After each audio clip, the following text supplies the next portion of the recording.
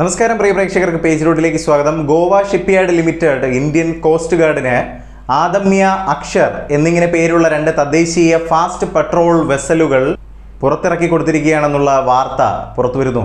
2024 October 28 നടന്ന ഈ പരിപാടി ICG ഡയറക്ടർ ജനറൽ പരമേഷ് ശിവമണിയുടെ ഭാര്യ പ്രിയ പരമേഷാണ് ലോഞ്ച് കർമ്മം നിർവഹിച്ചത്. കപ്പൽ നിർമ്മാണത്തിൽ GSLന്റെ കഴിവുകളും പ്രതിരോധ ഉൽപ്പാദനത്തിൽ സ്വാശ്രയത്വം വർദ്ധിപ്പിക്കാൻ ലക്ഷ്യമിട്ടുള്ള ആത്മനിർഭർ ഭാരത് എന്ന പദ്ധതിയോടുള്ള പ്രതിബദ്ധതയും പ്രദർശിപ്പിച്ചതിനാൽ ഈ വെസലിന്റെ കടന്നുവരവ് പ്രാധാന്യമർഹിക്കുന്നു.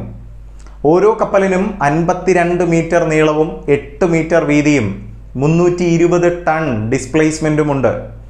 27 നോട്ട് വരെ വേഗത കൈവരിക്കാൻ കഴിയുന്ന തരത്തിലാണ് ഇവയുടെ രൂപകൽപ്പന. പ്രാദേശിക വ്യവസായത്തോടും സാങ്കേതിക വിദ്യയോടുമുള്ള ശക്തമായ പ്രതിബദ്ധത പ്രതിഫലിപ്പിക്കുന്നത് കൊണ്ട് തന്നെ കപ്പലുകളുടെ 60% ഘടകങ്ങളും ഇന്ത്യൻ നിർമ്മാതാക്കളിൽ നിന്നുമാണ് കളക്ട് ചെയ്തിരിക്കുന്നത്. ഇനി ഈ വെസലിൻ്റെ ഉദ്ദേശവും കഴിവുകളും നമുക്ക് പരിശോധിക്കാം. ഓഫ് ഷോറും ദ്വീപ് പ്രദേശങ്ങളും സംരക്ഷിച്ചുകൊണ്ട് ICGയുടെ പ്രവർത്തന സന്നദ്ധത വർദ്ധിപ്പിക്കുന്നതിനാണ് FPVകൾ രൂപകൽപ്പന ചെയ്തിരിക്കുന്നത്.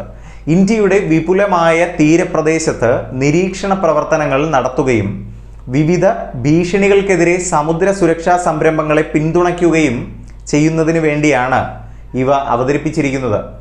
ഏകദേശം 473 കോടി രൂപ മൂല്യമുള്ള 8 FPVകൾക്കായുള്ള വലിയ കരാറിൻ്റെ ഭാഗമാണ് ഈ കപ്പലുകൾ.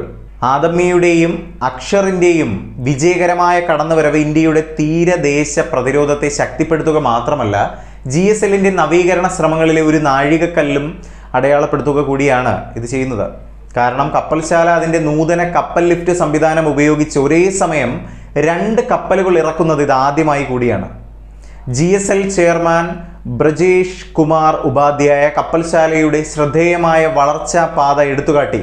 ഇതുവഴി മൊത്ത വരുമാനത്തിൽ 100% വർധന സൂചിപ്പിക്കുന്നു.